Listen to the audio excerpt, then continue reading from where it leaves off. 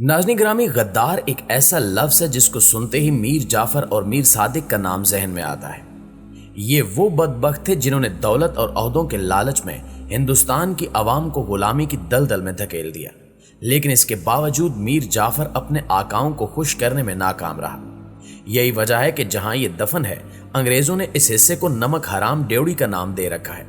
مگر آج ہم آپ کی ملاقات اسی غدار کی ایک ایسی بیگم سے کرائیں گے جس نے ایک طوائف کا کردار ادا کیا اور انگریزوں کو خوش کرنے میں کوئی کسر نہ چھوڑی۔ اس لیے آج بھی اس طوائف کو دی mother of the East India company کہا جاتا ہے۔ میر جعفر کی کئی بیویوں میں شامل اس عورت کا نام منی بیگم تھا، جو دوسری عورتوں کی طرح کسی اعلیٰ خاندان سے تعلق نہیں رکھتی تھی، بلکہ یہ لڑکی آگرہ کے قریب واقع ایک گاؤں میں غریب کے گھر میں پیدا ہوئی تھی۔ یہ لوگ اتنے غریب تھے کہ ان کے پاس کھانے کو کچھ نہیں تھا، لہٰذا اس لڑکی کے والدین بھیک مانگ کر گزارا کرتے۔ اسی دوران اس کے والدین نے اسے مارنے کا پلان بنایا، کیونکہ وہ اپنے بچوں کو بھوکا نہیں دیکھ سکتے تھے۔ لیکن ان کی یہ تمام باتیں وہاں کی ایک مکین عورت نے سن لی اور انہیں مشورہ دیا کہ تمہاری بیٹی بہت خوبصورت ہے، اگر تم لوگ اسے مارنے کی بجائے فروخت کر دو تو یہ بھی خوش رہے گی اور تمہیں بھی اچھا خاصا پیسہ مل جائے گا۔ یہ سن کر منی بیگم کے والدین نے اسے فروخت کرنے کا فیصلہ کر لیا اور پھر اسے دہلی کی ایک مشہور طوائف بشو کے ہاتھوں بیچ ڈالا، جو اسے دہلی لے گئی، جہاں سے اس نے منی بیگم کو شہری آداب سکھائے اور موسیقی کا فن سکھانا شروع کر دیا، یہاں تک کہ منی بیگم بشو طوائف کی دوسری طوائفوں کے ساتھ اعلیٰ خاندانوں میں رقص و سرور کی محفلیں سجانے لگی۔ اس کے رقص اور موسیقی کی مہارت کو دیکھتے ہوئے جلد منی بیگم کے چرچے پورے شہر میں ہونے لگے، لیکن اس کو عروج اس وقت حاصل ہوا جب اس نے سراج الدولہ کی خالہ کے بیٹے کی شادی پر رقص کا مظاہرہ کیا۔ اس نے اپنی کم عمری میں ایسا خوبصورت رقص کیا کہ وہاں موجود بنگال کے عمراء کے دل منی بیگم کے لیے بےتاب ہونے لگے، لہٰذا بہت سے عمراء نے اسے اپنانے کی کوشش کی اور اس کام کے لیے خوب پیسہ بھی بہایا، لیکن منی بیگم کسی کے ہاتھ نہیں آئی۔ آخر کار میر جعفر نے اپنی چالاکی اور عہدے سے اس کا دل لبھا لیا اور اس سے شادی کر لی۔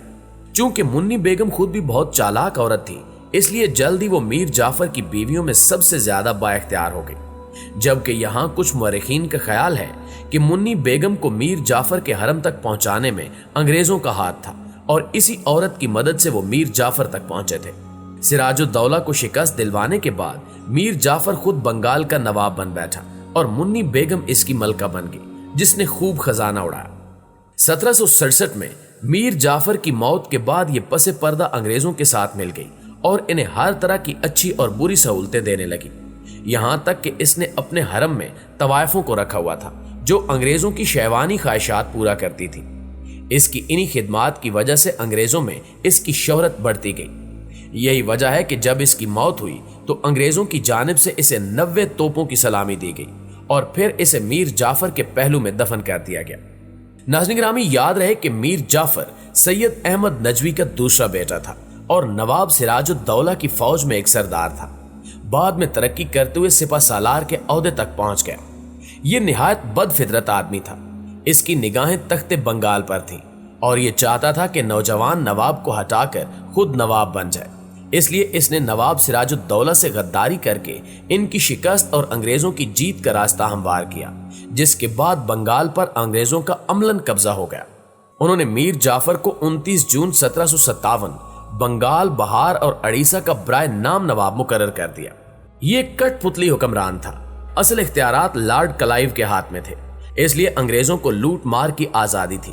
انہوں نے بنگالی عوام کو جی بھر کر لوٹا، ان کے قالین کے کاروبار تباہ ہو گئے۔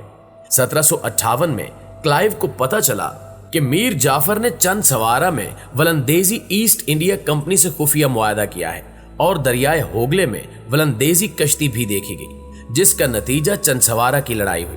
1960 میں ہنری ون سٹارٹ کی سفارشات پر میر جعفر کو معزول کر کے پینشن مقرر کر دی گئی اور اس کے داماد میر قاسم علی خان کو نواب بنایا گیا۔ یہ انگریزوں کا مخالف تھا، اس نے انگریزوں سے جنگ بکسر کی تو انگریزوں نے 1763 میں میر جعفر کو دوبارہ نواب بنا دیا۔ اسی وجہ سے بنگال سے اسلامی حکومت ختم ہوئی۔ ناظرین گرامی، مورخین کے مطابق جون 1757 ہماری تاریخ کا عہد ساز دن ہے، جب برصغیر پاک و ہند کے مسلمانوں کی غلامی کے دور کا آغاز شروع ہوا۔ یہ تاریخ جنگ پلاسی کی تاریخ ہے، जो सिर्फ 9 घंटे जारी रही और इसके नतीजे में बरसगीर के मुसलमानों की गुलामी 2 सदियों तक जारी रही। 23 जून 1757 को मैदान जंग का नक्शा कुछ यूं था कि शुमाल में बंगाल, बिहार और उड़ीसा के नवाब नाजिम की फौज खैमाजन थी। 20 साला नौजवान नवाब का नाम मिर्जा मोहम्मद और लकब सिराजुद्दौला था। तारीख में वो अपने लकब से मशहूर है। सिराजुद्दौला की फौज तकरीबन 50,000 सिपाह पर मुश्तमिल थी, जिसमें 25,000 प्यादे और 15,000 घुड़सवार शामिल थे। उस जमाने के दस्तूर के मुताबिक रियासत का सरबराह नवाब सिराजुद्दौला फौज का कमांडर इन चीफ था और deputy commander in chief Mir Madan था, जबकि फौज के मुख्तलिफ डिवीजन मुख्तलिफ जर्नैलों की कमान में थे, जिनमें से एक मीर जाफर था। दूसरी जानिब जनूब में ईस्ट इंडिया कंपनी के एक अफसर रॉबर्ट क्लाइव की मुख्तसर सी फौज थी, जिसका 75% हिस्सा हिंदुस्तानी सिपाह पर मुश्तमिल था। अंग्रेजी फौज सिर्फ 2,971 नफूस पर मुश्तमिल थी, जिसमें 500 यूरोपियन सिपाही और बाकी 2,471 हिंदुस्तानी थे, जबकि प्यादा फौज 100 मखलूतुल नस्ल यूरिशियाई सिपाही और 171 तोपची शामिल थे। इस तरह सिराजुद्दौला की फौज क्लाइव के मुकाबले में 17 गुना बड़ी थी। क्लाइव के पास 12 जबकि सिराजुद्दौला के पास 53 तोपें थी। इस तरह क्लाइव के मुकाबले में नवाब का तोप खाना भी चौगना था, जो फ्रांसीसी फौजी अफसरान की तहवील में था।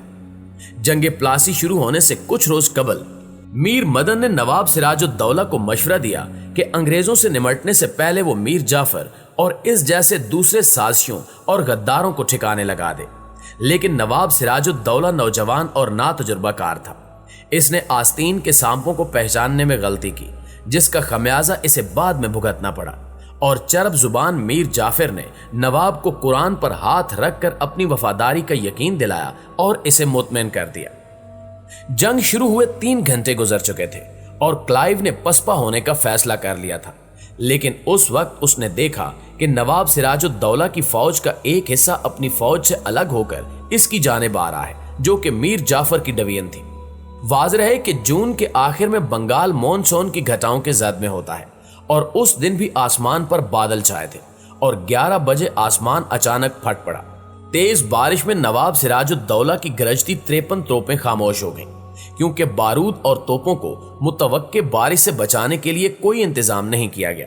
इस बेतदबीरी तौजीह ने जंग का और अगले 200 साल के लिए हिंदुस्तान की तकदीर का फैसला कर दिया। मजीद ये कि बारिश की आड़ में नवाब की तोपों में पानी डाल दिया गया। बारूद भीगने और तोपों के पानी में नहाकर आर्जी तौर पर खामोश हो जाने की वजह से नवाब सिराजुद्दौला के लश्कर में सरासीमगी फैल गई। ये देखकर बहादुर और वफादार डिप्टी कमांडर इन चीफ फौज का हौसला बढ़ाने के लिए खुद मैदान जंग में कूद पड़ा और वतन पर निसार हो गया। दूसरी तरफ मीर जाफर कुरान पर दिए गए हलफ को भूल गया और उसने नवाब सिराजुद्दौला को पसपाई का मशवरा दिया, जो कि नवाब ने फौरन कबूल कर लिया। बंगाली फौज का बारूद भीग जरूर गया था, मगर नाकारा नहीं हुआ था और इसे खुश्क करने के बाद दोबारा इस्तेमाल में लाया जा सकता था। इसके अलावा इनको फैसला कुन अद्दी बर्तरी भी हासिल थी, लेकिन मीर जाफर बिक चुका था। इसने क्लाइव को पैगाम भेजा कि मैदान साफ है, लिहाजा ये गैर मुतवक्के खुशखबरी मिलते ही अंग्रेजी फौज, जो कि पसपाई का सोच रही थी, अपनी तोपों के साथ नवाब सिराजुद्दौला की फौज पर चढ़ दौड़ी और यूं सपहर तकरीबन 5 बजे जंग का फैसला हो गया। जंग प्लासी के बाद नवाब सिराजुद्दौला की इंतहाई भयानक तरीके से मसकशुदा लाश की मुर्शिदाबाद में नुमाइश कराई गई और 6 दिन बाद यानी 29 जून 1757 को मीर जाफर बंगाल, बिहार और उड़ीसा के नवाब नाजिम की हैसियत से तख्त पर बैठा और इस तरह इस गद्दारी की वजह से हिंदुस्तान की तारीख के एक स्याह बाब का आगाज हो गया। जी तो प्यारे दोस्तों, ये थी हमारी आज की वीडियो कैसी लगी कमेंट करके हमें जरूर बताइएगा। इंशाल्लाह आपसे मुलाकात होती है अगली वीडियो में। तब तक अपना और अपने प्यारों का ढेर सारा ख्याल रखिएगा। अल्लाह निगहबान।